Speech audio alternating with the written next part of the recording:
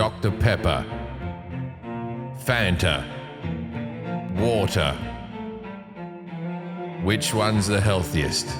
You might find out, and I don't know about that, with Jim, Jefferies, Kelly, Jack, Forrest, and Louise. Depends where the water's from. I'm guessing doctor, because he's a doctor. He's a doctor. I tell you what, if you ever do Dr. Pepper with me, if you ever do an episode on Dr. Pepper, I'm fucking ready. I watched a whole documentary on Dr. Pepper. It was made in Dublin, not Dublin, Ireland, but some little shitty town. And Dublin Dr. Pepper, and it was originally named by there was a guy called Dr. Pepper who was it's always a pharmacy, right? There's always some dude in the pharmacy that's like, I made this sugary drink it's an elixir to make you feel good, right? And so this guy made Dr. Pepper, and there was a bird he was trying to bang. There's always someone that it was a girl he was trying to get, and her father was called Dr. Pepper, and the dad didn't like him, so he thought if he named the drink after that bloke, then he could, be impressed. The guy was not impressed. Said, you made a sugary drink about me. I'm a doctor, God damn it. I'm Dr. Pepper. I'm to be taken seriously. And he didn't stay with him, but so he still had to call it Dr. Pepper. Well, they just came out with Dr. Pepper Zero Sugar. I like so now the guy can fuck the doctor's daughter, which is really exciting. I like the Dr. Pepper 10 where they just put 10 calories in there so you could have the little tiny taste of sugar. But they with those adverts, they said something like, it was a really bad advert campaign where they went, not for girls. Where it was like, because girls drink diet drinks and men, we like a little bit of sugar, not for girls. And then like years later, they went, why didn't that sell well? Because you told half the population to fuck off. Well, I guess we don't need to do an episode on Dr. Pepper now. Well, no, I know there's a lot more to it. I don't want to bore you with all the facts or entertain people too much before our guest comes. Yeah, it's true. God forbid. It's very dour of you, Jack. What have you got for us, Jack? I have a joke book. Wait, it's a new segment. It's a new segment. We went over this last time. We have to explain the segment. I was about to explain this segment. Yeah, he's about to explain it. Let him explain it. Okay, sorry. You know what? I came in hot there. Sorry about that. I have a joke book written in 1895. Why? Because it was called the Encyclopedia of Comedy. It's not at all what I was expecting. It's just some guy wrote a bunch of jokes and just said, hey, if you buy the book, you can use it. His name is James Melville Jansen. You can't find any information on the man. I saw him once at the Chuckle Hut in Cincinnati. He would have been 150 years old. Yeah, he was at an open mic with Hemingway. You know what's bad about peeing your pants? So I pulled a bunch of sort of one-liners and a few longer jokes. Wait, these are from 1895? These are from 1895. We're going to read them out and see if we can make them work today. I pulled out, I did not include the racist ones because there were a lot of slurs in this book. One of them was like the Civil War. What was all that? Do we all have different jokes? We all have different jokes. Oh, I've got a joke. So we can do. I've got a joke sheet. We each have 7 jokes, so we can just go one at a time. We can see if we can sell them. Some don't make sense. Some do. I don't even understand 3 of these. Yeah, it took me a few times to read some of these. You have to get in the right headspace to. All right, who's going first? Jim can start. All right, I got a good one. Here we go. A doctor, maybe called Pepper. Who knows? No, I don't think so. I put my own spin on these jokes. Yeah. A doctor who is a complete cunt. There we go. I made it like Jim Jefferies right there. Okay. A doctor was hurt very badly by a well caving in on him. Common thing that we could all relate to. He should have attended to the sick and let the well alone.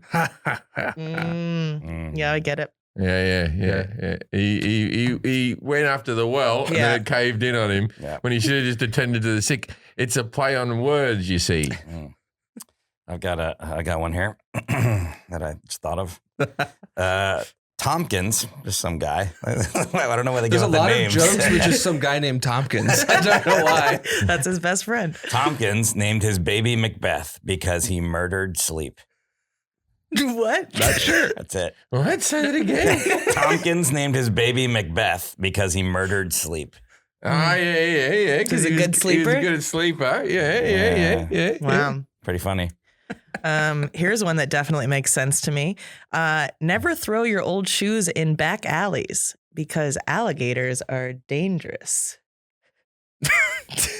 Alligators must have been a term. Because the shoes are made out of alligator. Oh, I got an edgy joke here. The shoes are made out of alligator? Yeah, I'm guessing because alligators are. Alligators. There. A lot of these are going to be puns. Oh, got it. Yeah. Okay, that took a second. I was on a train of cars. I put my head out the window to kiss my girl goodbye. The train was going so fast, I kissed a cow at the next station. Hey-o! Why'd you keep all the good ones for yourself? Yes. Jack? I did. You guys got good ones. Here we go. This is a good one. My girl refused to marry me, so I said to her, I'll get a revolver and blow my brains out. She said, What? Don't go to the expense of buying a revolver to blow your brains out. Get a pinch of snuff and sneeze. Because I'm a moron and my brain's really small. That I shouldn't get a gun and blow a hole in my head. I was amazed by how modern some of the phrasing was. Dark. Like, blow your brains out. Here's one that see if you guys know what's going on here. Man, are you the barber who shaved me before? Barber, yes, sir. Man, well, chloroform me. What does that even mean? I guess Did they use chloroform? I don't know. It was the haircut's so bad. He's like, just knocked me out. I don't know. I got a racial one. I know. Okay, go on. I'm so excited to read jokes. To weigh pork in Texas, get a rail, tie the hog on one end, then put stones on the other end till it balances, then guess at the weight of the stones. That's it. That sounds like a TikTok. Same thing to weigh your wife. Wooden legs running the family. That's it. Right? If you What? I don't know. What does that mean? Wooden legs running the family. this one's slightly bigoted, so I'm going to read it as like a bigoted person. You ready? If you bring a Swede to this country, Slightly. if you bring a Swede to this country, he's a Swede. If you bring a Russian to this country, he's a Russian. If you bring an Irishman to this country, he's a policeman the minute he lands.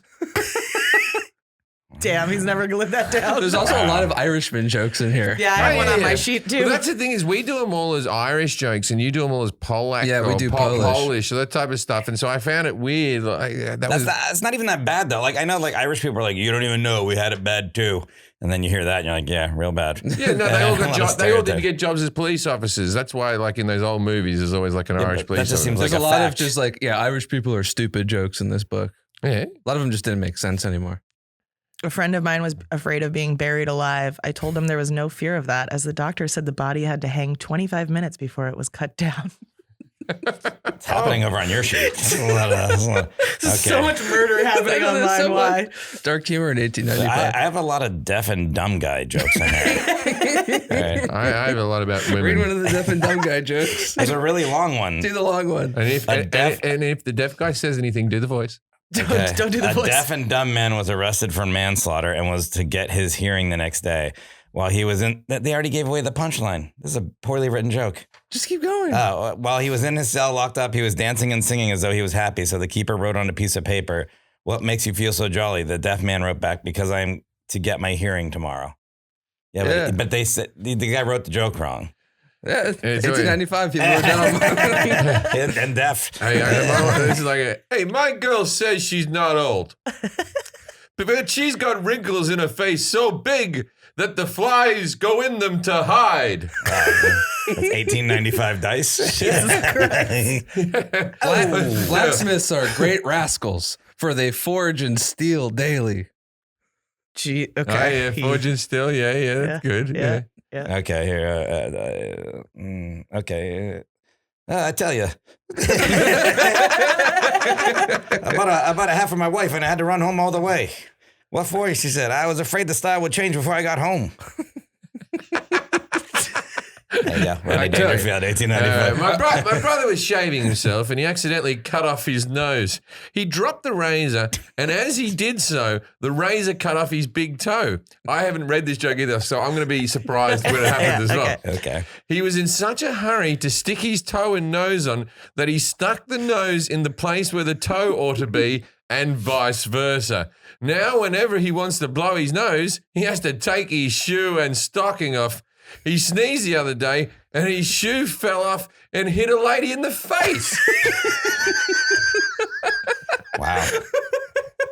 It's Pretty good that he got to stay on. You know? No stitchings.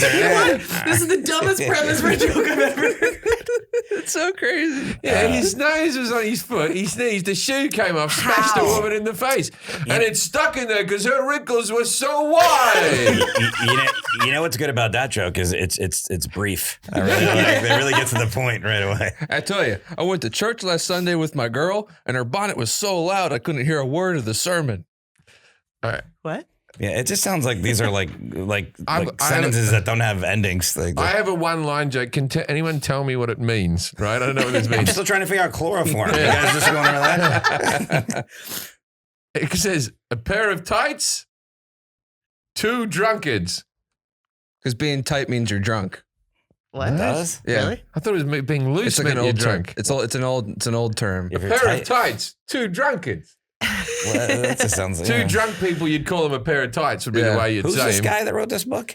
James Melville Jansen. Every dog He may also have has his... some sketches in here. Oh, God. Yeah, the king of Zing. We don't have time for that. Every dog may have his day, but I think there's too many dogs for the days. Okay. His wife said she had pneumonia. He told her that she was the most extravagant woman in the world. Yesterday it was a new bonnet, and today the pneumonia. Okay, I got one more. That was pretty good. If there's anything I hate, it's profanity. Everybody knows that. Yeah. Still, animals use it, right? Yep. Yeah.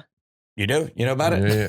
I mean, look at the beaver. He's continually damming the creek.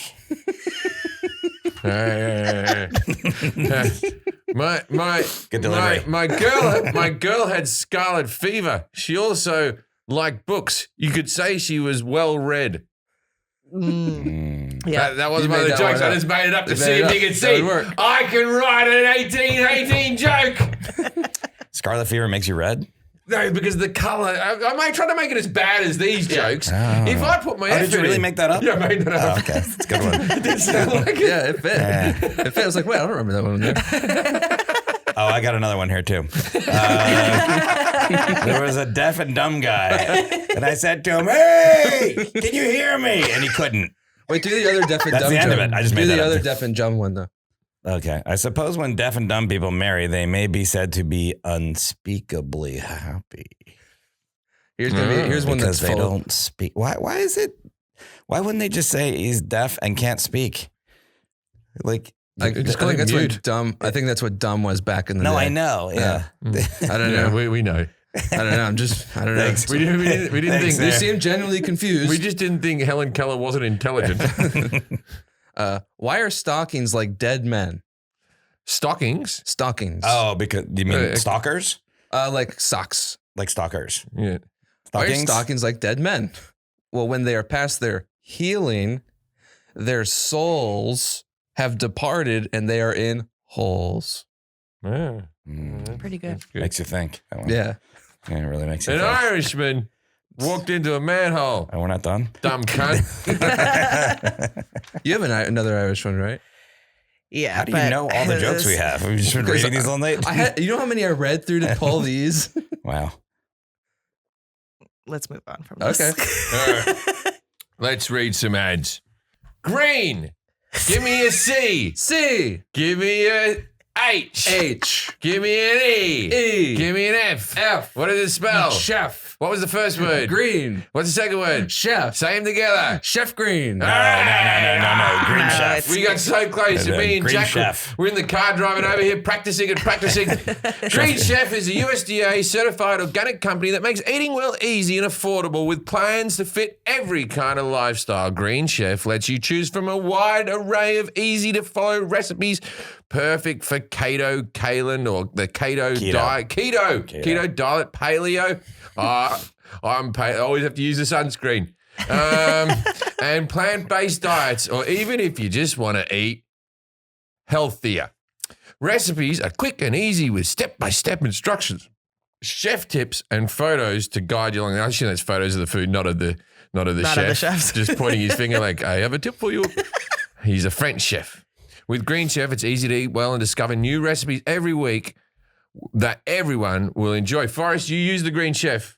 I did. I used our code. I think I forget. You'll tell us how much we get. We're I think going it's to like tell you 90 or something. the code, yeah. But I don't know, 90. 90. Yeah. There you go. IDK 90. Or I don't know. Yeah. It's really good. I've been getting like 3 meals a week, but it's like for 2 people. And it's just me, so that's sad. So 6 meals a week. Yeah. But I think you can get up to 4 too. But it's like super easy. It has like they said, they have all the pictures on there, and it tastes really good. I'm not just talking shit. Genuinely, every time you come here, you're like, I had another great Yeah, chef. I made It was like really this good. salmon thing over no, I'm sorry. It was a spaghetti squash instead of the pasta with like a carbonara with still like meat and like sauce and stuff. I'll tell you, Forrest actually rang me up to tell me about that meal.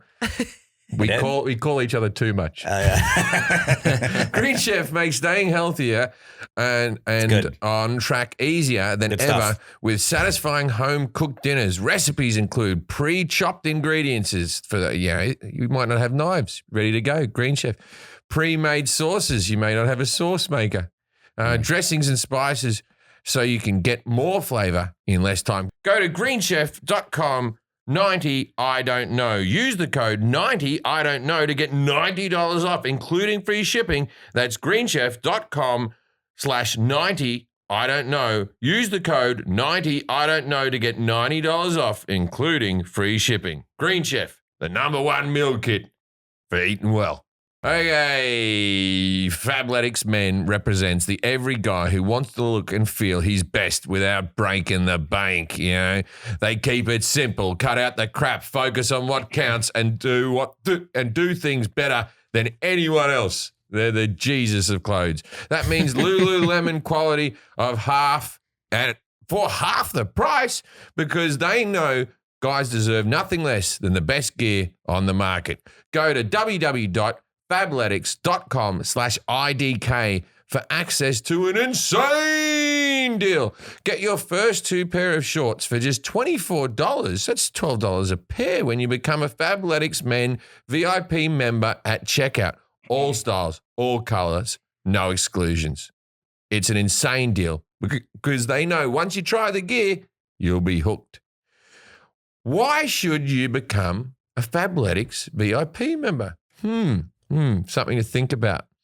To get the best activewear at the best prices, get at least 20 to 50% off retail prices every time you shop. To get free shipping of all your orders over $49 and free returns and exchanges within 45 days. For access to even more savings with member credits each month, VIP members can choose to be billed $49.95 for a member credit, but you get to spend that on the thing. Members then can use that credit towards any item up to $80. Yes, you heard that right. You get billed $49.95 for a credit you can use on something that costs $80. Win-win. And nice. You get all those other things, the delivery and the thing and the 20 to 50% off. Or you can choose to skip a month and pay nothing. You're not locked in. There's no limit to how many times you can skip. Get free access with your VIP membership to their new workout app for demand workouts led by top trainers. That's Fabletics, people. You can't lose. Okay, now let's introduce our guest for this week. Please welcome to the program, Christian Appy. G'day, Chris. How are you? Thanks for being on the podcast, mate. You're welcome. Happy to be here. Now we're about to do it with a segment we call... Yes, no. Yes, no. Yes, no. Yes, no. Judging a book by its cover. All right, so I'm looking at Chris here. He's got a bookshelf on him. Now, I'm going to let you in on a little secret. When he was just brought on the show, Forrest went, "Do we call you doctor or professor?" Right? And then Chris just said, "Call me Chris." Right? So I'm going to say he's a doctor. Are you a doctor or a professor? Yes. All right. Or what if he wasn't? And he's like, just call me Chris because I'm not a doctor or a professor. How's that going to help you? There's a lot of, it could be a doctor. Because it could be a medic. Are you a medical doctor? No. Okay. Are you a doctor of philosophy? Yes. Boom. Philosophy. That's our subject. No. Plato. Don't just no, don't get away from philosophy. George Carlin. That's all the big ones. We are talking about something today that you've wanted to talk about since the beginning of the podcast. It's one of the subjects when we made a list at the beginning, you said this is one of the ones I want. Well, he's not a medical doctor, so it's not hemorrhoids. I remember that being on the list. Yeah, it's always on my mind. Yeah. Okay. So we've done the Greek gods. We've done the thing. You're a doctor of philosophy. Are you a doctor of history as well? Yes. Okay. All right. Here we go. I'm back on track. Is your subject a war? Yes, it is. All right. I love wars. Is it World War II? No. Is it Vietnam? Yes, it is. All right. Finally did it. He's so I excited. watched a Ken Burns documentary whilst high, all episodes high. I'm not good on this one. Let me introduce him. Christian Appy is a professor of history at University of Massachusetts Amherst. He received his BA at Amherst College and his PhD at Harvard University in American Studies. He is best known for his books on the Vietnam War, including American Reckoning, The Vietnam War and Our National Identity, and Patriots, The Vietnam War Remembered from All Sides. You also have a book in the works, is that correct? Or is it coming out soon? You can tell us about that if you want. Yeah, it's a book about Daniel Ellsberg, who was a famous whistleblower who turned over to the New York Times and 18 other newspapers the 7,000-page top secret pages that came to be known as the Pentagon Papers. Oh. Wow, that might have been a question. Jim won't remember that. Right. I just say Pentagon Papers. Okay, great. Thank you for being here. What we're going to do is we're going to ask Jim everything he thinks he knows about the Vietnam War. We're going to ask him some questions too. That'll take about 5 to 10 minutes. And then at the end of that, you're going to grade him on how accurate he was, 0 through 10, 10 being the best. Kelly's going to grade him on confidence. I'm going to grade him on et cetera. We're going to tally the scores up, 21 through 30, Apocalypse Now. All right. 11 through 20, Good Morning Vietnam. 0 through 10, Operation Dumbo Drop. Did you know that was a Vietnam movie? Yeah, I did. Yeah, I did not know that. Yeah, Danny Glover. I don't know why that was a. Okay, Jim, how did the Vietnam War start? Like the events leading up to it? Ah, God. All right. It's not documentary. Yeah, It's the first question. He's like, it's like if I could refresh for like an hour, I could really nail this. This could be an exam that I could do at school if I crammed. Okay, there was something going. Okay, so what happened was the Americans didn't like the communists, right? Communism was hot on the thing after the Second World War, and the communists got half of Germany and all type of stuff. And then you had your Cuban Missile Crisis with Kennedy and all that type of stuff. And they were worrying about Cuba and all that type of stuff. They didn't want there to be, because there was a fear that communism, if it took hold in any country, then it was going to take hold in more countries, and then democracy was going to die out. So there was, before the communists came in, so Mao Zedong, is it? What? No, not Mao Zedong. Mao Zedong? Mao No. Zedong is the number one tennis player. No, in the that's the world. wrong one. What's his name? Mickey Mouse? Pol Pot. oh. Pol Pot, right? right. Pol Pot. He liked the communism, right? And before that, there Can was you make this briefer? no, because there's no easy way to how a war started, right? So what happened? Just the gist of it. You're saying communism? That's good. Communism, but I'm going to get more in depth with you. Now, before that, in Vietnam, there was, I believe, a French presence. We have a lot more The questions. French, the French were in there. The French were in there, and then like the people were like, "Oh, we want our independence from the French," right? And then they said, and then one person goes, "Oh, what?" And Pol Pot was like, "We could do that with communism, yo." Right. And then some people were going, all right. And then the other people were going, no. And then the Americans decided to come in and stop communism in that part of Asia. Okay. What years did it span? Oh, God. So, so Kennedy got assassinated, and that was, we just put some troops in there. And then Lyndon Johnson sort of carried on with it because he wanted to carry on Kennedy's policies and all that type of stuff. So I want to say that 1960, Kennedy assassinated in 63 or 62 or something like that. Let's say 1962, right? Mm-hmm. Yeah. There was already troops on the ground, but they didn't really go into full, like, how you're going until, like... I just asked you what years it No, spanned. okay. Just answer these questions. Okay, so we started being involved around 62, 63 in Vietnam, but we didn't have troops really going in there heavy until 1966, 67. Now, the Beatles... No, the whole war, not just America, the war, Vietnam War, the years it spanned. I'm going to say 62 to 77. Okay. was the longest answer for years ever. Yeah, but I was giving reasons, man. No, we have to we're hearing your thought process. What countries? People don't tune in just for me answers. They tune in for the commentary. Yeah, but okay. What countries fought? What countries was the war fought in? It was fought in Vietnam. And that's it? Sure. Okay. Australia was there. Australia. Okay, there you go. What countries participated in the war? Australia, we're the only ally of America that since we've been an ally of America, we haven't missed a war. Never heard all you say the that other before. countries. They miss a war. Australia, we're there. We'll fight anyone with you. We don't give a shit. Okay. Even if you're in the wrong, we'll go. All right, we'll come along. What other countries were in? And on both sides. Britain wasn't in it. You said the French earlier. The French, yeah, sure. They wouldn't have wanted it. They wouldn't have wanted to keep control, so the French would have been there. I don't know if the Canadians were even involved. I'm going to just go America, France, and Australia. There we go. Probably wrong, but that's what I'm going for. And on the other side, Vietnam, and I'll say China was helping them out. Like just all of Vietnam was on the other side? So the Ruskies probably came down to help. The Russians probably got involved, and we'll help out as well with the communists. Okay. What is the Viet Cong? They're the baddies. Okay. I believe they might be the goodies. You're going to do so well on this. Who was William Westmoreland? I don't Westmoreland. know. Forrest, I don't know. Okay. What is the significance of the 17th parallel? It's the two lines, and they run next to each other. What was the Gulf of Tonkin incident? That was a war where they were fighting over a gulf, which is a body of water that comes in. Just stop me when you know one of these.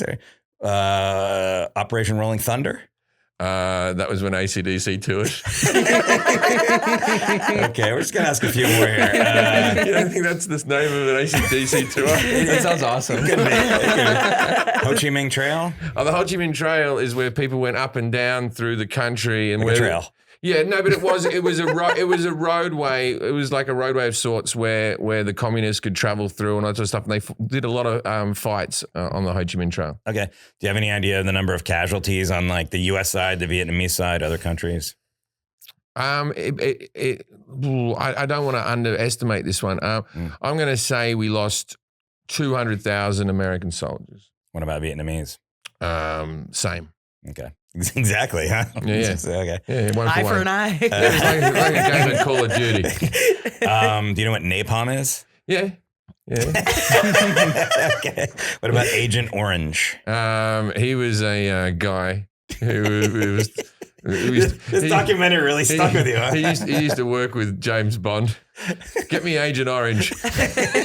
No, Agent Orange is another thing. Napalm is like an explosive that comes around. It sticks a bit to you. It's got chemicals in there and all that type of stuff. I love the smell of napalm in the morning. When you use Call of Duty, you can do a napalm drop and kill about 6 people from a plane. It's stuff. It's like fire dropping from the sky. Napalm. It's like, it's bombs, but it's just like boom and flames and all that type of stuff. Like when Forrest Gump was running and he picked up Bubba, and that was like. What about Agent Orange? That's, I think, another chemical that it's not like, so you have like mustard gas and stuff like that in the First World War, and they made those gases illegal. So I don't know what it is, but it's a chemical that now people still have deformities from and stuff like that. Okay. How much did the war cost? Like just. Well, it cost America its innocence. All right. What do you want? Like an actual figure? Yeah, they usually figure that out. I saw it somewhere, but I don't know if it's right. I'm going to say in today's money. I'm not going to say back in the olden days money. I'm going to say in today's money, $1 trillion. Okay. Let me ask you a few more here, and we'll get to some of the other ones. Like, was there a lot of drugs used in Vietnam by the troops? Yeah. So a lot of the troops were on. They were smoking marijuana, but there was a lot of heroin use in the thing, and a lot of people got addicted to morphine and stuff because of their injuries and stuff in the prison. But as we learnt from our addiction thing, the rate of people who came home after the war who were mentally sound, they actually gave up the heroin pretty quickly in comparison to someone who just takes up heroin on the streets here because their pain was gone because the war was over. Okay. Couple more questions. Do you know what the significance of Kent State is in relation to the Vietnam War? I have no idea what that is. Kent State shooting. Never heard of it? No. Okay. And then If I knew about this, I would have read something. I would have watched the episode 1 of the documentary. that's why we didn't tell you. That's why we didn't tell you. Do you know what the Pentagon Papers are? Yeah, that was the bit where they were in the Pentagon. They had a bit of papers, and they were like, "Oh golly, this war's going out of control. $1 trillion. Oh, we're running out of oranges with all the Asian orange or the Agent Orange."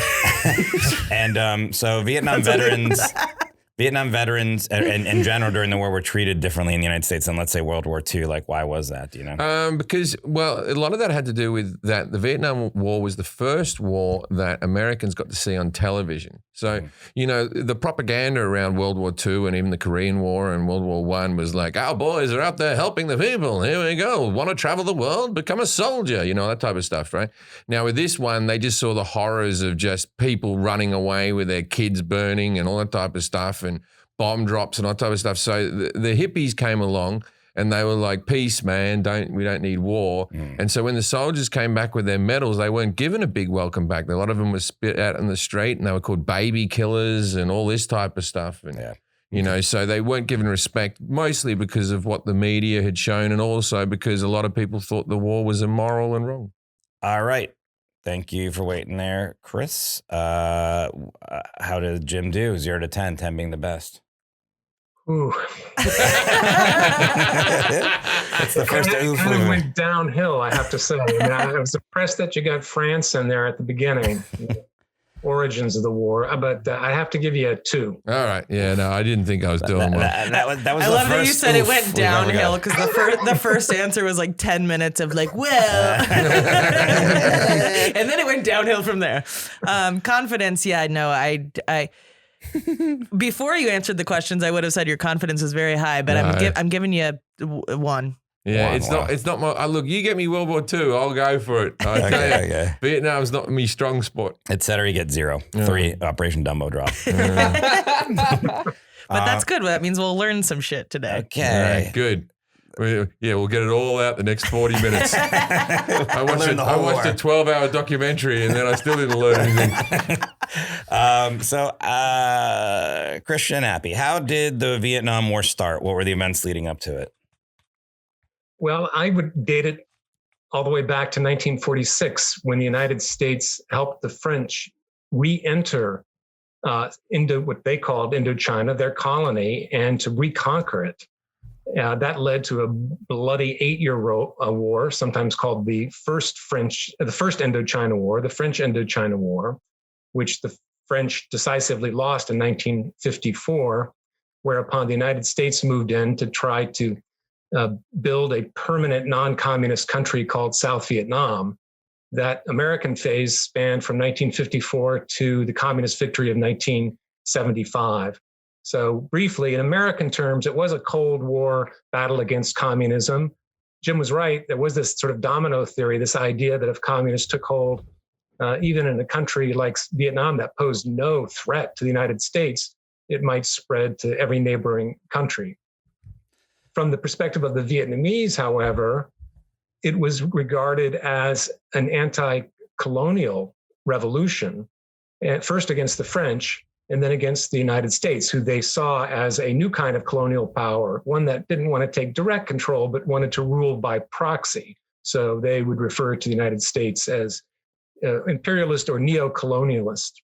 So yeah, that's it has complicated roots, and no historian can exactly agree on when it really began. Everyone does agree it ended, of course, end of April 1975. Oh, I said 1977, didn't I? Yep. All right. You're close. I wanted to think that I was alive during it. Wait, so there was troops from America, like almost 20 years? American troops were there? No, the support for the French was all money and military equipment. There were no troops until the 50s when hundreds of military advisors were sent. And then under Kennedy, up to 16,000 were sent before he was assassinated. You're right, 1963. And then it was Johnson that led the huge escalation, mostly from 65 to 68, at the end of which there were 540,000 American troops on the ground. All right, so I'm way up with 200,000 deaths. Yeah, well, I don't know. Yeah. I actually don't know. You can jump ahead to that, yeah, if you want to. Yeah, Americans lost just over 58,000 in deaths. And the Vietnamese, not the same, hardly. 3 million. Holy. Oh my God. 3 million. Holy balls. All right. That's not good. Yeah. Wow, America. But when you say the Vietnamese, so the South, okay, so let's just get to things. What countries was it fought in? Jim said Vietnam. Right. And yeah. What a lot of Americans don't realize is although the United States bombed North Vietnam, which was controlled by the communists, most of the war all of the war really, except for the parts that extended into Cambodia and Laos, were fought in South Vietnam, the country we claim to be protecting from external aggression. So that's the United States dropped in total in the war 8 million tons of bombs, which was about 3 times more than dropped in all of World War II. Most of them were dropped on South Vietnam, 4 million tons. Jesus. Okay, so it was fought in Laos as well. Yeah, there was a secret war in Laos overseen by the CIA against Laotian Communist Party, the Pathet Lao. And to go back to your reference to Pol Pot was not Vietnamese. He was the leader of the Khmer Rouge in Cambodia and who presided over the genocide after the communist victory in Cambodia in 1975. It was Ho Chi Minh was the leader, the revolutionary nationalist. That was the one. I said Masi Tung or something. Ho Chi Minh. Ho Chi Minh. I was close. I wasn't close. And so what countries participated in the war? Jim said Australia. He went on about that for a while. And then France, Vietnam, and China and the Russians. So. Yeah, well, the United States wanted to recruit allies, but weren't too successful. The one thing that is distinctive about Australia is the United States didn't actually pay for them to fight, except in some indirect ways. Did it for free? And they're just like, come on they in. did pay. They paid South Korea an enormous amount, and South Korean troops constituted the biggest force of allied to the United States troops. That they ended up losing about 7,000 South Koreans. I think Australia lost about 500. Yeah, That's the most Australian thing I've ever heard is you're not getting paid. You're like, we just want to fucking fight, man. Yeah, We'll just join. Australia's just that drunk bloke at the pub I'm coming with you. sees another fight break out, go, I'll sort this out. I'm with this fella in the blue t-shirt. They're like, we don't even know this guy. Yeah, look, we're going over here. It's going to cost a lot. I'll pay for myself. Wait, so Australia was in it, and then there were a few Filipinos, some Thais, New Zealand, but small numbers. With the exception of South Korea. As for the other side, yes, there was a lot of military and economic support from both Russia and China, but no combatants. Right. So there were a couple of 100,000 Chinese that served in various ways in the north, but not in combat in the south. I wasn't that far off. I asked Jim, what is the Viet Cong? He said the baddies. Well, this is not widely known, so I don't fault you too much. The Viet Cong were known to themselves as the National Liberation Front or the People's Liberation Armed Forces. In any case, they were Southern revolutionaries from South Vietnam. They did not infiltrate from the north. The northern communists that fought in the south, coming down the Ho Chi Minh Trail, right about that, were regular troops from the north, known as the People's Army of Vietnam, or Americans called them the NVA, the North Vietnamese Army. But they were distinct from the southern revolutionaries, the Viet Cong. This is very the life of Brian. We are the People's Front of Judea, the Judea's front of people, all that type of stuff. Yeah, it gets confusing. Yeah, because I from the movie, I remember Viet Cong in all of the Vietnamese movies or Vietnam War movies that I've seen. And that was a question I didn't even ask, like why there's so many movies made about the Vietnam War. It seems like more than any other war or anything. No, I actually disagree with that. I mean, if you go back to World War II, there were, hundreds, if not thousands of movies made, even during the war. And Vietnam was so controversial that Hollywood made virtually no movies about the war as it was unfolding, with the exception of this perfectly hideous movie called The Green Berets, starring none other than John Wayne. Right. A tedious, long pro-war film, completely implausible. They used to show it to GIs in Vietnam who would laugh hysterically.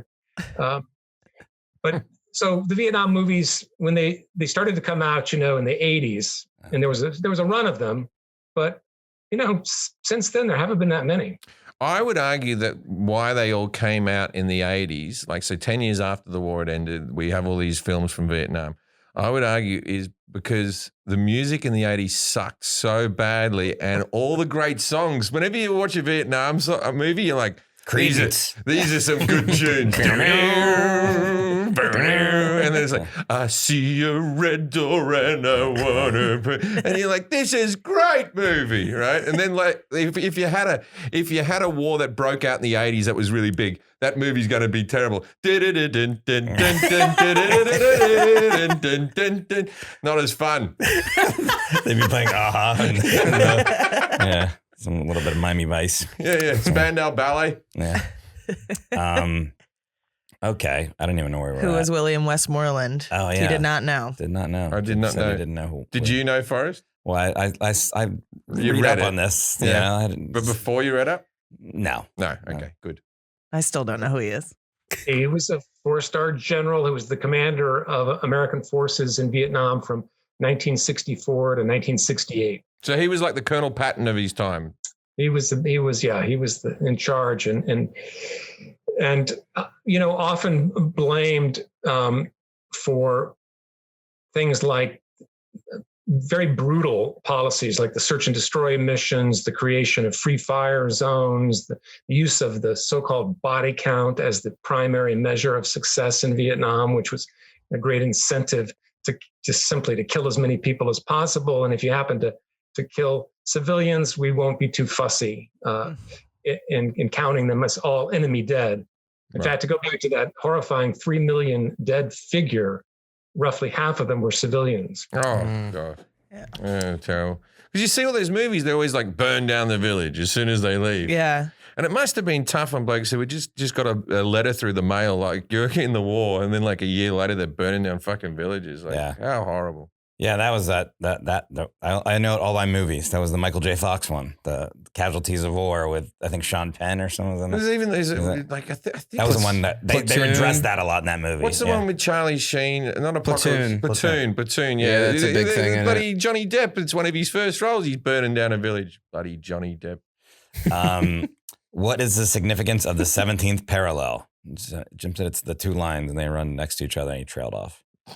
Well, it's a line of latitude, about roughly halfway dividing the North and the South. One interesting historical point of great consequence is that North and South Vietnam were never intended to be two separate countries. When the French lost in 1954, there was a big conference in Geneva to sort of set the terms of peace, and there was a good argument to be made that the communist-led anti-colonial forces should have had control over all of Vietnam. They had strong support all over Vietnam, but there was pressure to make a temporary division of the country that would be followed in 2 years by a nationwide election to reunify the country. So it was the 17th parallel was just a temporary dividing zone. Now, who do you think sabotaged those elections so that they were never held? Was it A, Ho Chi Minh, or B, the United States and our South Vietnamese allies under Ngo Dinh Diem? I'm going to say B on that. I was Could be thinking, correct. because Eisenhower, president at the time, his own intelligence indicated that if there were to be democratic elections all over Vietnam, Ho Chi Minh would win by something like 80%. Right. So that was not the outcome they were looking for. Ah. Why did Lyndon Johnson, for lack of a better term, have such a hard on for the whole thing? Like, why did he really step? Was it because he was trying to continue Kennedy's work and look like a strong leader, or did it get away from him? Well, he was never enthusiastic about the war. I mean, he really fancied himself the greatest reformer since FDR and wanted to surpass him. He was really interested in domestic legislation, and he passed a pile of it, really a historic between 64 and 66, all these incredible pieces of legislation, the Civil Rights Act, the Voting Rights Act, aid to education at all levels, some of the first environmental laws. So, had it not been for Vietnam, I think he would be much more highly regarded. The thing with Johnson is he just didn't want to be the first president to lose a war. That was true of all these guys. Not going to be the first president to lose a war. And let's just try to, he was getting, and by the way, no one was telling him, oh, another 100,000 troops and we're going to win. Mm-hmm. All he was being told is another 100,000 troops is what we need to avert defeat. The best we can hope is that it will forestall defeat, at least until your next election. And so he went with that. Now, in fact, I think the public was turning against the war so rapidly that if he had been smarter politically, and he was a political genius, he actually would have pulled out and would have a much better shot of being reelected. I mean, he actually dropped out of the 1968 election and didn't run, in part because he realized his reputation was so tainted by Vietnam.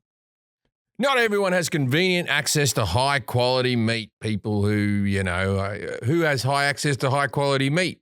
Farmers who live near the cows and people who own butcher shops. But if you're like me and you don't do that, you may not have access to high quality meat. I prefer the grass-fed beef, not that crap they feed with corn that gives you bloody problems. But it's much harder to find the grocery stores. You can't get it in the crappy ones and Whole Foods. Forget about it. Luckily, today's sponsor, ButcherBox, believes everyone deserves high-quality, humanely sourced meat. ButcherBox couldn't be easier. Just sign up, select your box, and they ship it right to your door every month. And when you sign up now, you get a free essential bundles in your first box. 3 pounds, 3 LBSs. That's what pounds is. I've never understood that. It should just be 3p. But that's another podcast, right?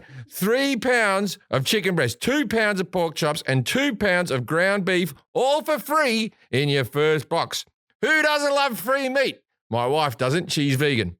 Every month, ButcherBox ships and curates selections of high-quality meat right to my home. No added hormones or antibiotics ever, which makes ButcherBox a total no-brainer. It's the most affordable way to get healthy, humanely raised meat straight to your door. For a limited time, ButcherBox is offering new members a free essential bundle in their first box. That's the chicken, the pork, the ground beef, right?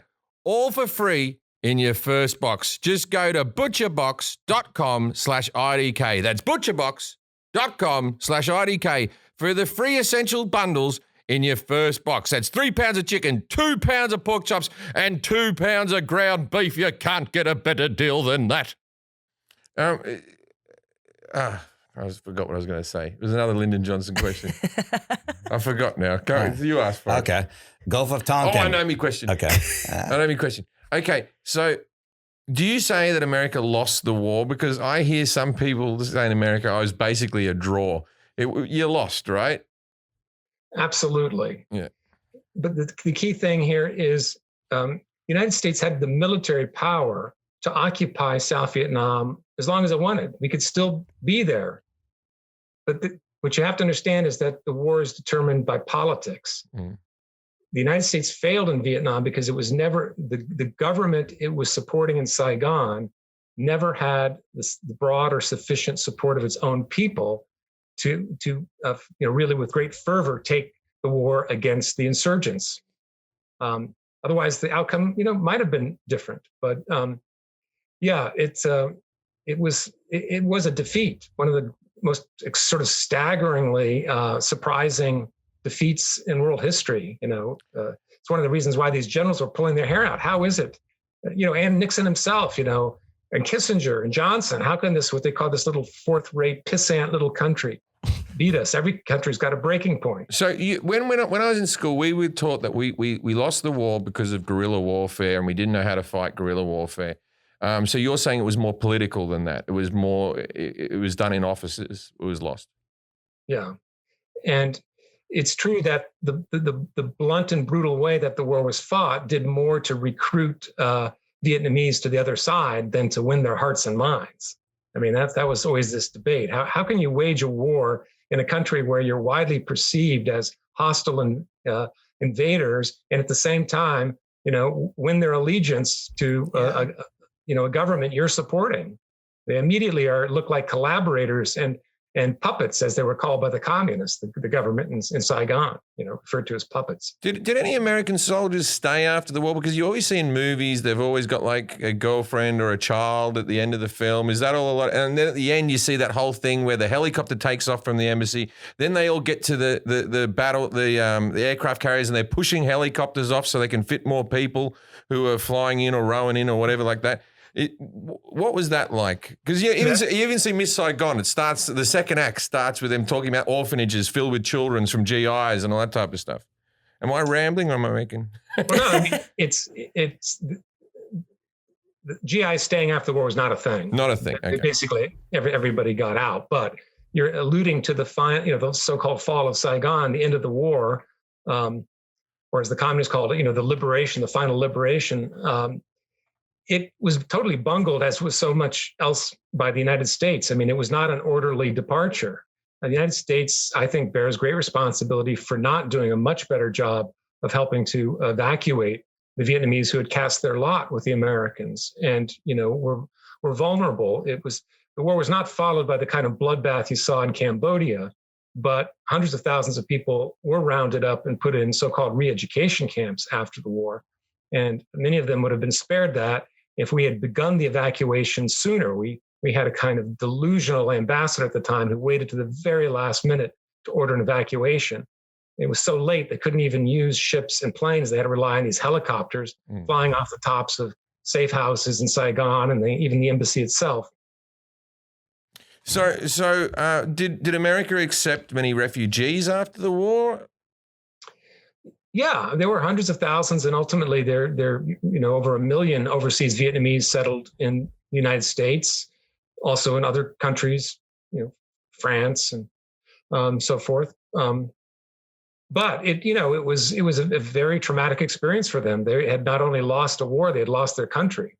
And what happened to the American sympathizers Vietnamese who did not get out of Vietnam? Were they killed? Were they whatever? Were they put in prison? What happened there? Yeah, most of them were put in prison, or these so-called re-education camps, and they were indoctrinated to hoping to convince them that they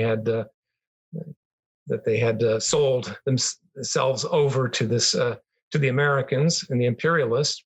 But yeah, some people were in prison for many, many years. The average period was 2 or 3 years. Some less, but yeah. Here's where it really fell off the rails for Jim. What was the Gulf of Tonkin incident? He just said a war where they fought over the Gulf. He was giving up here. Yeah, I didn't know what that is. No, I know, but I'm just saying, Well, it became a great pretext for greater American intervention based on all kinds of deceptions and flat out lies. Johnson would have said what happened in August of 1964 in the Gulf of Tonkin, just off the coast of North Vietnam, is that 2 American destroyers were attacked by North Vietnamese patrol boats, and torpedoes were fired at them. And that this was an unprovoked attack on America on the high seas, who were just these ships innocently sailing there. In fact, the United States had been engaged in a secret war against North Vietnam for years, dropping commandos into North Vietnam, shelling coastal towns and installations. And indeed, the destroyers were not there innocently. They were on these intelligence. They were trying to gather intelligence in concert with American or South Vietnamese, but American-bought PT boats that were launching attacks on North Vietnam.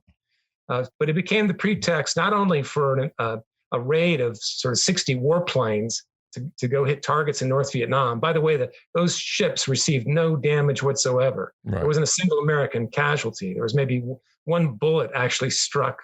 And the so-called second attack never even happened. In any case, it was a pretext not just for a retaliation, but a congressional resolution called the Gulf of Tonkin Resolution, which was passed with only 2 dissenting votes. And the language of it gave a blank check to Johnson to escalate, to take any measures necessary to respond to aggression against the United States. How long did there was no declaration of war? We haven't had a declaration of war, which is the constitutional responsibility of Congress. We haven't had an actual declaration of war since World War II. So it. How long did it take for the general public to be told that no Americans died in that incident and that it was all just a bit of bullshit? Like how long was it before we were teaching kids that?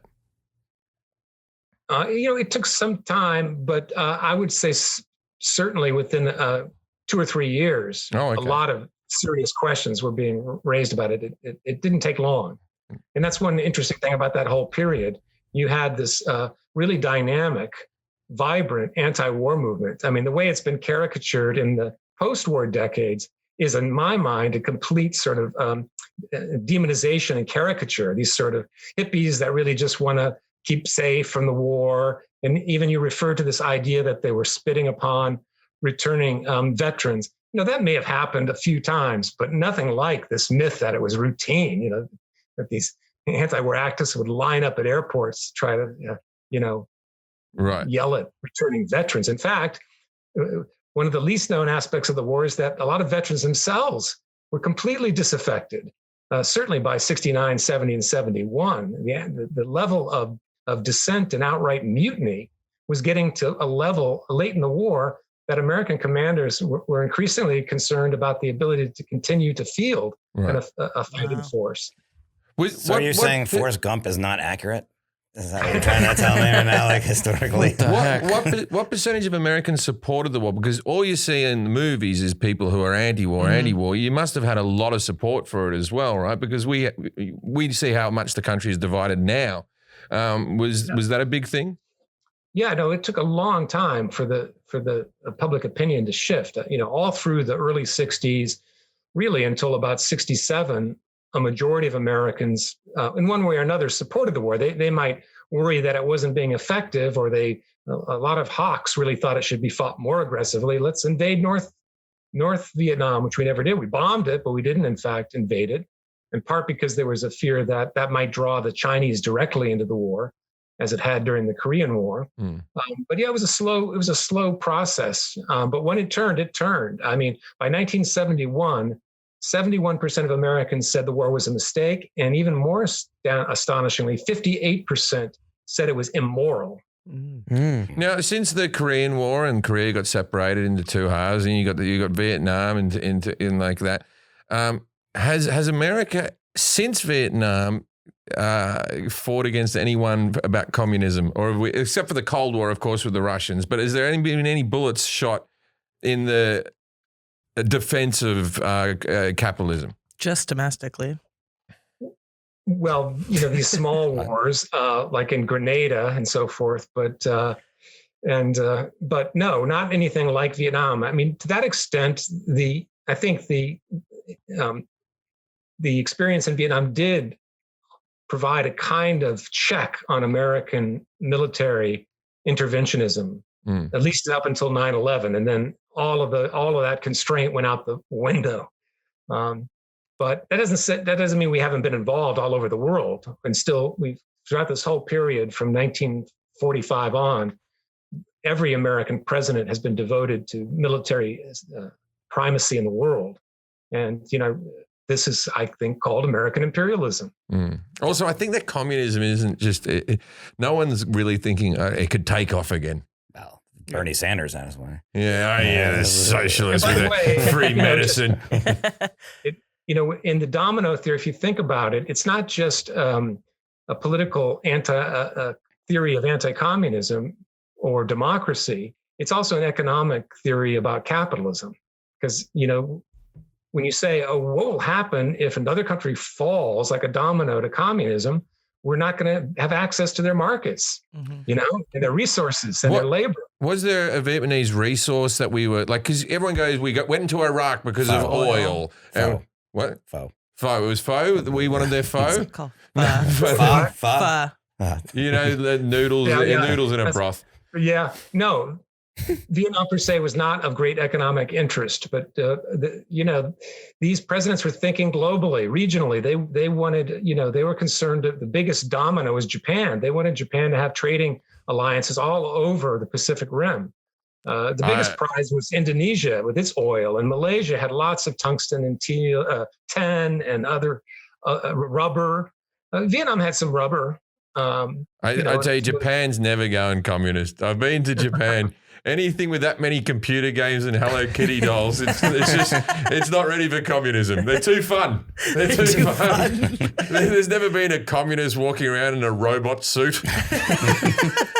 I didn't ask you what the Tet Offensive is. You know what that is? I've heard of it. I don't know what it is. It was one of the battles we tried. I don't know. We lost. Mm-hmm. What was it? What's the Tet Offensive? Well, in early 1968, Tet, which is an annual holiday, in American terms, it's sort of like 4th of July, Thanksgiving, and Christmas all rolled up into one huge holiday. And that's when the communist forces launched a coordinated surprise attack all over South Vietnam, striking virtually every provincial capital, every military base of the Americans and their South Vietnamese allies. And for the first time, the war was being fought not out in the countryside, but right in the middle of cities. A group of commandos even penetrated the gates of the American embassy in Saigon. And communist troops occupied the big city of Hue for almost a month before being driven out.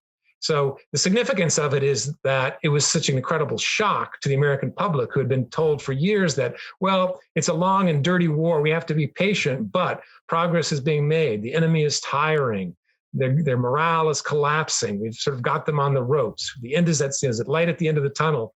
And then all of a sudden, there's this massive attack. And so Americans saying, how did they pull this off if they were getting closer and closer to defeat? And so it was very demoralizing in terms of public support for the war. In South Vietnam too, among the people that had sided with the U.S., they're saying, "Boy, we're not being protected from attack by the U.S. They're bombing us indiscriminately to drive the communists out of the cities in a brutal counteroffensive, which was effective in narrow military terms. It killed a lot of people, but it." Even Walter Cronkite, you're too young to remember him, but I've seen news footage of him. Yeah, he was the big trusted anchor of CBS News. And in those days, anchors, prided themselves on being perfectly objective. They would never editorialize, never leave their desks. He actually went over to South Vietnam, reported from the war zone, and said that he had come to the conclusion that the war had evolved into a bloody stalemate with no end in sight. And LBJ was reported to have said, as having seen that, well, if I've lost Cronkite, I've lost Middle America. Yeah. Now, I'm fascinated by conscription, right? Who was eligible, what age, what sex, and how likely were you to get that letter in the mail? What's conscript? Is that draft? The draft? The draft. The draft. Okay. Yeah. Just the draft. There was a draft from the late 40s until 1973. And I would have to say that it was class biased in almost every imaginable way to privilege those of greater wealth and connections. The most obvious example is that if you were going full time to a 4-year college, you got a draft deferment, and you could often that kept you free for at least 4 years. All right, I wouldn't have done that. And a lot of people could then turn that into a graduate school deferment, or many of them were able successfully to get medical exemptions because if you go for, you're called by the selective service for a physical, and you have a note from a private doctor saying that you've got skin rash. It could be almost anything. Shin splints, like the president. Heel spurs. If you had that letter, they'd say, okay, you're out. But all the ordinary guys, poor working class guys, who didn't go regularly to a doctor, they don't know to come. They don't have that documentation. And they should have sent the defective ones over there. That's what they should have done. There was a thing like, so Muhammad Ali, he got the draft, and then he said he wouldn't go and fought it. And the other option was him going to prison for a while, but they took away his medals and all this type of stuff, and they said he couldn't fight. Yeah. Was it only men that could be in the draft? Yep. See, look, I have a rich history of being a feminist, but I got to tell you, when I hear women go like this, we didn't get the vote until blah, blah, blah. Did you? Did you not? We fought in wars. We got sent to war to die. Stuff your vote. You should vote. I don't know. You got sent to war? No. Yeah, but what would your I could have. what would your doctor's note for draft deferment say? Hemorrhoids. I can't shit in the forest. Forrest, what would yours? I mean, I'm fat. I think mine would be like, she's really tired all the time. No, yours would be you're a girl. Yeah, you're a girl, This is yeah. being No, Achilles. I'm talking about when they reinstate the draft. Oh, dear. you're No, really you're just tired? too old. Fatigued? I'm so tired. And they're like fatigues. Yeah. You know what I would have done? I would have just cling it up. I would have just shown up with a dress going, I'm mad. That was the whole theory that you have Like to getting do. out of jury duty. Jury, yeah. Then put me in a mental asylum He's until the war's guilty. over. Yeah. But I'm telling you, if you had like a bum leg or something like that's who you would send over there. Like, he's like, I think Bruce Springsteen said he couldn't go because his eyesight was too bad or something like that. What? oh, really? Yeah. His eyesight was too good. Put some Think so. glasses on him. He's never fallen off the edge of a stage. You don't look I don't cool know. I saw him in when you're wearing concert. He was glasses 70 anymore. years old and sliding on his knees. Just saying. He had a motorcycle accident. Oh, right, that too. Maybe it was that. Yeah. Yeah, well, that's how you do it. You have a motorcycle accident on the way there. On the way there, you get the draft, you get the letter. All right, I'll have to get me health check. Drive into a tree. That's me done. That's what I would have done. I would have shot myself in the foot day one. Yeah. I would have gone out there and gone, all right. Oh, the Viet Cong got me. That did occasionally happen in Vietnam. Guys would inflict them wounds on themselves to just get out of it. It was so hellish. They just wanted to get out. Yeah. No, all day. Yeah, I can't. I haven't been to Vietnam, but I've been to some countries nearby there, and just having to like live out in the elements in like Southeast Asia would be brutal. I mean, let alone the war. Just forget that there's a war going on, but just the heat, Mosquitoes and and the the humidity. thing, and having to sleep in the swampy water and all that type of crap. If the movies taught me anything, they have to sleep sitting up and all that. I don't know. back to back. This is Forrest Back to Gump back. still. You got everything from Forrest Gump. I know they had to sleep out in the rain and all that type of stuff, but of course they did. Operation Rolling Thunder is not when AC/DC toured. Is that correct? Rolling. I was in Vietnam. Thunder. Maybe you're right. Okay. Yeah. Is Was he that right? correct? That Rolling Thunder was the name given to the systematic bombing of North Vietnam from early 65. By Angus Young. By Angus Young, 1968. Wow. What a nice name, Rolling Thunder. That's That's really like, cool. Unfortunately, the outcome was horrible. Yeah. It's a good name for a lager that has a little bit more alcohol in it. Yeah, you're like, you know what I really like? When it's about to rain and there's a rolling thunder comes through, put on some Fleetwood Mac. Yeah, it's like such Thunder always rolls when it rains. God. Fleetwood Mac. And the Ho Chi Minh Trail, Jim said, was a roadway of sorts where communists could travel through. No, they Lots of fought fights on the wars, trail. How they got up and down. Lots of through fights on the trail. I mean, that was a staggering feat of human labor. These young kids, 15, 16-year-old boys and girls helped build those trails. It wasn't just one. It was dozens of paths, some of them just footpaths, but ultimately roads that were eventually even paved with pipelines going down them by the very end that could accommodate big heavy trucks, but they were so heavily bombed, all those trails, constantly bombed, that these people lived out in the jungle. Again, a lot of these young women under excruciating circumstances, and they would have to run out in the middle of the night after a bombing strike to fill in the craters and the holes so the next convoy could get through. Wish we had them on my street. Bloody hell. Yeah. I've had a pothole to deal with. Talk about war.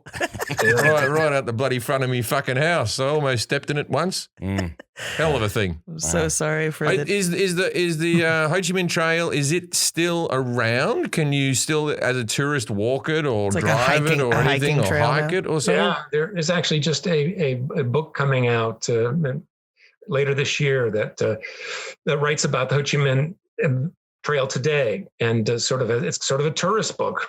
Yeah. You can do it. There's people on the side selling those nuts that they put in the big thing and they cover them in something. Mm-hmm. Yeah. Yeah, Put it I on love Instagram. those. Yeah. Put it Instagram. Ho Chi Minh there's Trail. There's good photo ops.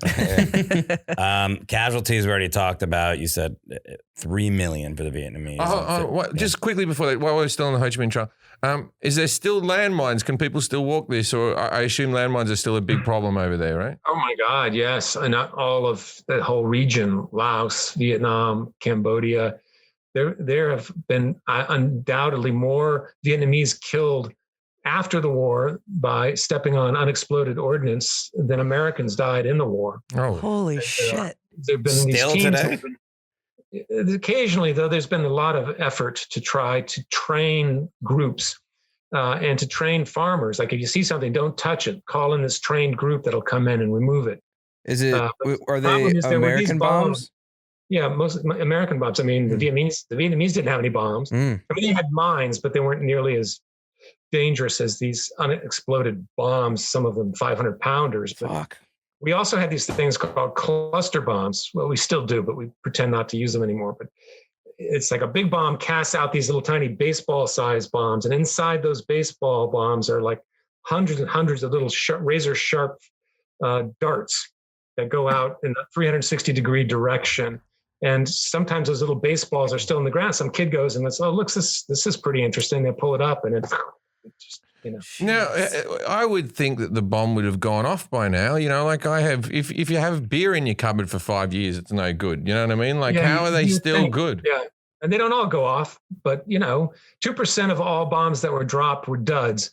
But they're still very volatile, and if they get moved or something, it could just trigger it. Scary. Do we know how much the war cost? I think the trillion is a decent enough guess. Probably, it was, at the time they would say 160 billion, but in today's dollars, that's got to be around $1 trillion. But it's probably more than that when you take into account all the post-war money spent on taking care of people, and all the after effects of the physical and psychological. This is a little bit off the subject. Is Rambo a true representation of a Green Beret? Like, because the first film's kind of I good. think Rambo is a true representation of anything except a kind of fantasy of sort of a remasculinization of the culture, and a kind of fantasy of revenge against these demonic communists. It's almost a retroactive celebration of the justice of our effort. I mean, if these people are so terrible that Rambo has to go back and rescue these phantom POWs, we probably were right to go in there in the first place. Well, there's been ever a scintilla of evidence that Vietnam kept POWs after the war. This is a complete post-war myth. So we still fly flags by law over every federal and most state buildings, post office, universities, you name it. The POW flag, which is sort of a black flag of shame. It's a portrait, a cameo of a prisoner of war with his head bowed, with a strand of barbed wire going across his back, and a guard tower behind him. And that's from Vietnam? It's from Rambo. Yeah, it was that flag. That law wasn't passed until 1990. Wow. And it explicitly says to remember not just POWs in general in all wars, but the POWs missing in action from the war in Southeast Asia, and still missing and still held prisoner. It pays homage to this myth that they're still being held. It blows all the movies. The first Rambo is a very grounded film. Well, the first Rambo he's not Vietnam. He's just in a town trying to. He's just trying. That's actually interesting. That's a much more interesting movie. Yeah, he was a guy. He was a guy who was a little bit lost because he had all these skills driving tanks, and he was an important person in the war. And now I can't even get a job pumping gas. No, I don't know why I made him so Italian. Yeah, I don't know. But he gets to play the role of the Viet Cong, right? He gets to go out in the bush. He hides. And the people coming after him are the blundering Americans. Yeah. It's a reversal. But then when he's got the two fully automatic machine guns and he's got his shirt off and he's got like the curly hair and the bandana and he's just going pop, pop, pop, pop, pop, pop, pop, like that. That one you can't. You gotta look down your eyesight a bit. You can't just carry two of them like that and be. He's that good. He's shooting down helicopters and shit. I like that he got more politically involved as movies when he's like, I'm going to Afghanistan now. Did anyone see the last one? It was just like a Rambo Last Blood. Yeah, it was like a friend of his daughter's gets kidnapped or something, so he just goes in there. It's like the movie Taken. Yeah. It's just but with Rambo. But with Rambo. You're gonna get my friend's daughter back. All right, pretty good impression there. Wasn't bad. asked what napalm and Agent Orange is. I mean, you were just talking about the cost of the war after the war too. So Agent Orange probably. Yeah. Well, you got napalm right. It is a kind of firebomb. It's a jellied gasoline, but it burns hotter than you could ever imagine. You can't, it burns right down to the bone. There's nothing you can do about it when it gets on you. And I think everyone has seen the famous picture of a young Vietnamese girl running naked toward the camera. She's a victim of a napalm attack. And still alive, but she's had over 50 operations because of all the burns on her back. Agent Orange is the name of a whole cluster of anti-defoliants. They're chemicals, you're right, chemicals. There was Agent Blue, there was Agent White, there was Agent Orange, which is the more famous one, out of an orange drum. That's where it got its name. But the reason it was used was to try to destroy enemy crops, but more than that, to destroy the foliage, the jungle itself, which was providing cover and hiding places for the enemy. So it really is their slogan. The people that dropped it was only we can prevent forest. So they just as well as killing people in Vietnam, we were destroying the entire environment at the same time. Oh yeah, I mean it's a good job. The real crime. One of the most toxic, if not the most toxic chemicals ever invented, called dioxin, and even just a tiny bit of that can do not damage to the food chain, the water, and it, as you rightly say, it can get into your bloodstream and be passed on. And cause birth defects from generation to generation. Did when you said that the unrest in America brought a stop to the war, was it the hippies that helped out? Like, did the John and Yoko War Is Over campaign, did that do anything, or was it just a bit of fun? Well, to my mind, that really didn't have a big effect. One thing is the hippies. There was a kind of divide. There was the counterculture, and then there were the politicos, the really the real activists, anti-war activists. And there was overlap, of course, cultural overlap. But there were some hippies who really were only interested in kind of cultural ways of living differently, rock and roll, drugs, communes. I mean, that's a cliche, but they weren't necessarily so involved in protesting the war. They probably thought the war was a bad thing, but a lot of them were not really that involved. The people who were intensely anti-war, a lot of them gave up enormous amounts of time and, educating themselves about it, trying to convince other people, and not just sort of going out for the big demonstrations. Now, John McCain, President Trump said he only likes the people who don't get caught. Was he a pussy? I feel like I've watched some John McCain stuff. They broke his hands. He lived in a prison. He had to tap against a wall to his friend against the wall. It feels like he was I had a lot of differences, always had lots of differences politically with McCain, but I don't think you can call him a wimp. He actually had an opportunity. They were going to release him early, and he declined to do that because he was the son of an admiral. It would have been a propaganda coup to let him go early. Wait a minute. He was tortured. Trump was wrong? That's true. That's shocking, isn't it? Record scratch. But the storm. No, I watched the Locked Up Abroad of John McCain. Fucking hell, that was a toughie. Oh, He had a mate who lived next door to him in the cell, who was in the cell for years with him, and then they started tapping. One tap means A, two taps means B. They all did that. They kept all those prisoners, all 591 of them, learned how to do that tap code.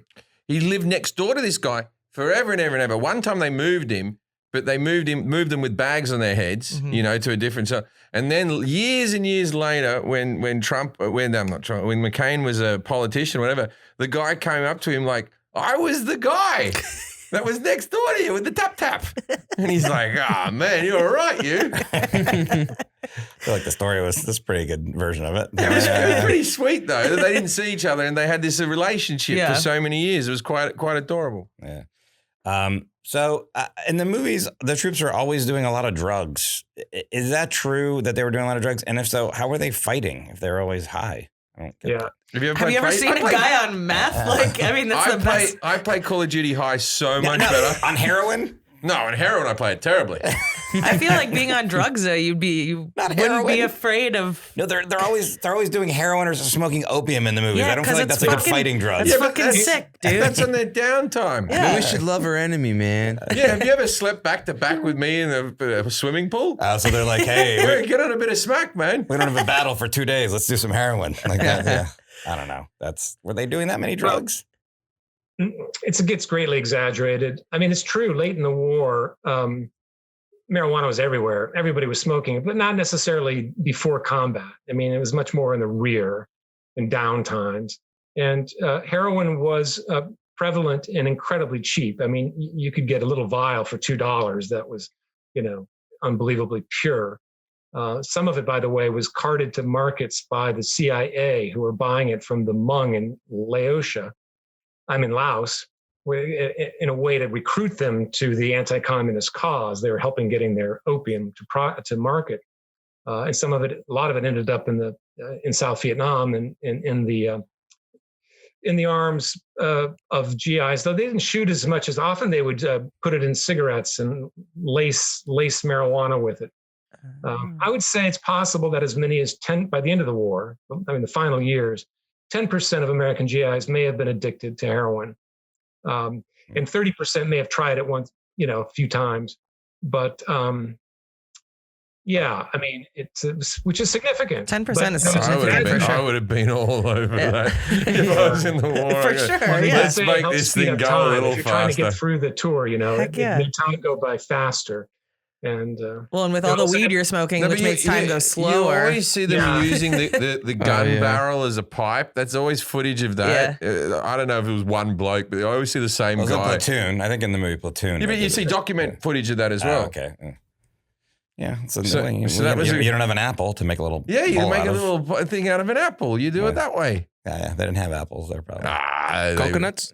They would have had. They would have given him cigarettes and stuff like that. If you said to him, you go, but I'm a pipe guy, they would have given you a pipe. Think so? You'd be out in the jungle. Military issued pipe. So this is kind of like all how Vietnam veterans were treated in the U.S. and the U.S. response to the war. And I asked Jim what Kent State was. He didn't know what that was. So that kind of is all encompassing kind of what was going on here, sort of thing. Yeah. Briefly, just after Nixon announced the invasion of Cambodia in 1970, campuses all over the country erupted. Hundreds of them went on strike. Hundreds of campuses were just shut down for the rest of the semester.